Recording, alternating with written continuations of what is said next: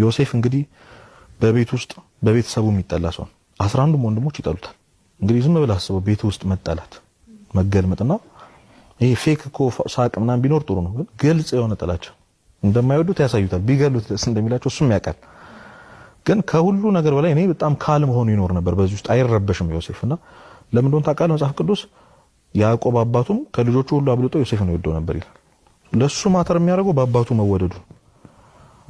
አንተ እናትህ ከወደደች እናትህ ደስ ካለች ሌላ ሰው ቢጠላ አይደል የሆነ በጣም በህይወታችሁ ቫልዩ የምትሰጡት ሰው በእናንተ ደስ ካለው ሌላ ሰው ቢከፋው ለእናንተ ችግር የለም። ሌላ ሰው ይጠላችሁና ያለፈበት ፓዝ በገዛ ወንድሞቹ ተሸጠ አይደል? በ20 ብር ኮይን ተሸጠ።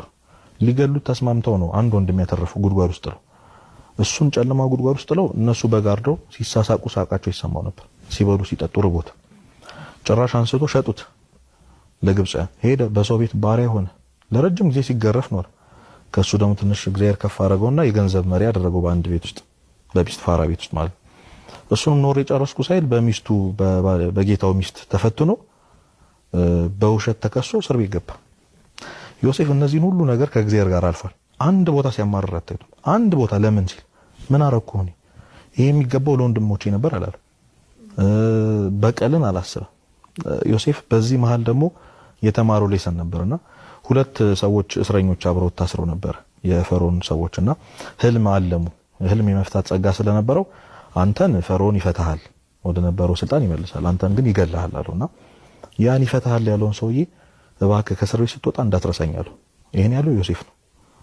ያን ሁሉ ያሳለፈውን እግዚአብሔር ረስቶ ለመጀመሪያ ጊዜ በሰው ታምኖ ሰው እንዳትረሳኝ አለው።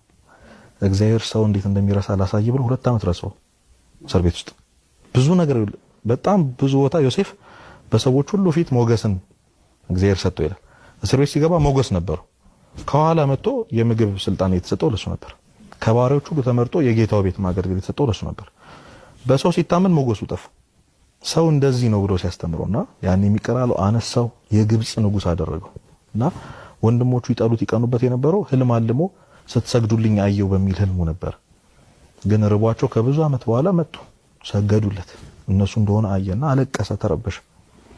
ይቀራላቸው ምንም እንዳልተቀየማቸው በጣም እኔ ይደንቀኛል። ለነሱ ያለቅሳል። ናፍቆት ነበረ። ጮሆ ድምጹ እስኪሰማ ድረስ አልቅሷል ዮሴፍ እና ጭራሽ ተከራከረላቸው። በጣም ሼም ያዛቸው፣ አንገታቸውን ደፉ። እሱ እንደሆነ ሲያውቁ በቃ ሊገለን ነው፣ ጠብቆ ሊገለን ነው አይደል?